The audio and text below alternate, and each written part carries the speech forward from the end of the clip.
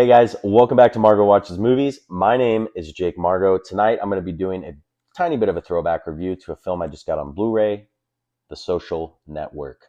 Released in 2010, directed by David Fincher, written by Aaron Sorkin, and scored to perfection by Atticus Ross and Trent Reznor. This is a film that is spectacular in every regard. I think as far as modern films go, it's hard to find a movie that is this flawless. I don't think a single frame is wasted.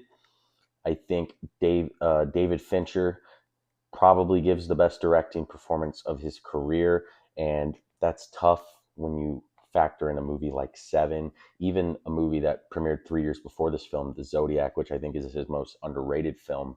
But if we're just talking pure cinema and what he's able to accomplish in this film, along with this fantastic artistic pairing between him and the screenwriter Aaron Sorkin from West Wing and A Few Good Men acclaim, it's just one of those pairings of artists and collaborative minds that just meshes so perfectly. It's peanut butter and jelly. Sorkin and Fincher here, what they're able to accomplish, and the dialogue in this film, the how eminently quotable it is. There's so many iconic lines in this film. There really is. It's so clever. It's clever to the point where it becomes funny in a lot of scenes for a film that is pure drama.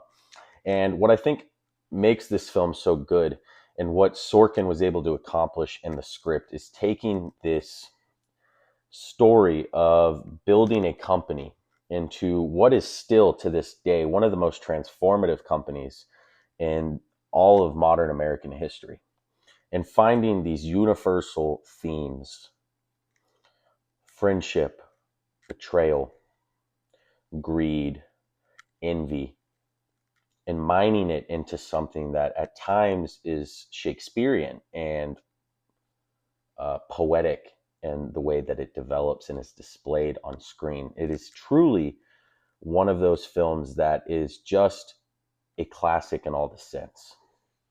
And you might be able to tell where I'm heading on this review as far as my rating goes, but we'll save that for a little bit later. But I think what and I haven't even gotten into the performances. Let's just cover that real quick. You have a all-time career best performance from Jesse Eisenberg playing Mark Zuckerberg, who should have won an Oscar. As good as Colin Firth was in The King's Speech, Jesse Eisenberg in this film is transformative, and he's never found a role since that has utilized his acting ability to the level that is achieved here. Andrew Garfield, who has become a A-list superstar in many factors. I think this is still the best performance of his career, even over Hacksaw Ridge. I think Justin Timberlake gives the best performance of his career in this film as Sean Parker, somebody that comes in and plays a huge element into the foundation of Facebook, the founder of Napster. I think Armie Hammer, everybody's favorite cannibal, he gives a career best performance in this film, leading into Call Me By Your Name, which is a debate for another day. But there's just so much as far as the acting goes. And as we know now with history, the amount of takes that David Fincher required from actors, sometimes 100 takes in one single scene of the Winklevi, as Jesse Eisenberg coins in this film, Mark Zuckerberg, the two twin brothers who are screwed out of an idea they bring to Mark Zuckerberg. 100 takes of them eating a cheeseburger.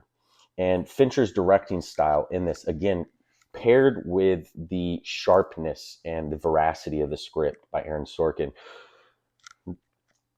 pushing these actors to their limits. Again, 100 takes of one scene, 140 takes of one scene, 80 takes of one scene, pushing these actors to their very, very brink. And what transforms from that is this just complete transformation into the characters.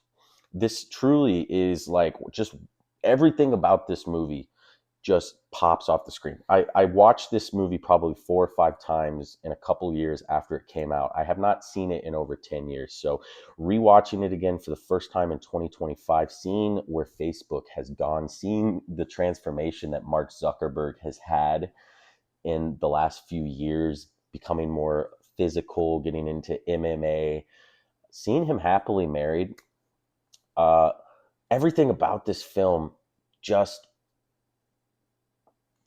it just hits, and it's aged so good because Facebook itself has continued to rise as a company, and it's one of those sensational pairings again of an unbelievable true story with unbelievable filmmaking and an unbelievable script.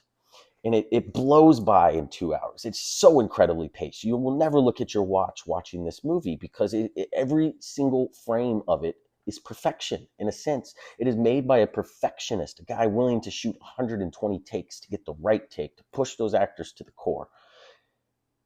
It is a film about perfectionists trying to achieve something so daring, so brave, that literally transformed the entire landscape of America.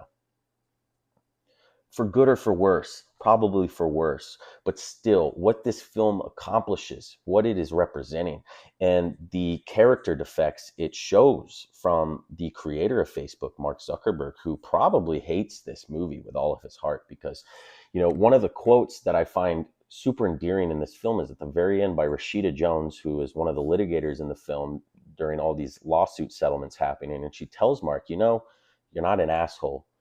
You just try so hard to be one. Do I agree with her? I don't. I think he's an asshole. I think he's a horrible person, but most billionaires are, and most people are cutthroat to get to the level that they get. Now, we get some happy endings because the most likable character in this film is easily played by Andrew Garfield, playing Eduardo Saverin, who we now know got close to a $40 billion settlement in this whole Facebook lawsuit. The Winkle Vi, as coined again by Mark Zuckerberg in the film, received around $65 million. And I just think every single aspect of this film represents what makes the modern society we live in so good. And this is just an incredible film.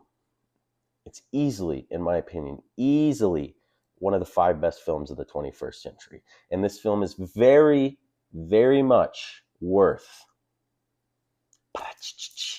a transcendent masterpiece. Yes, The Social Network, for me, is a transcendent masterpiece.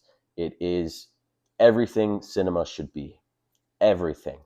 It is a 500-foot Babe Ruth pointing out to center field, calling his shot. It's Barry Bonds on roids, knocking one out the park. It's Jordan jumping from the free throw line. This is everything you want in a movie.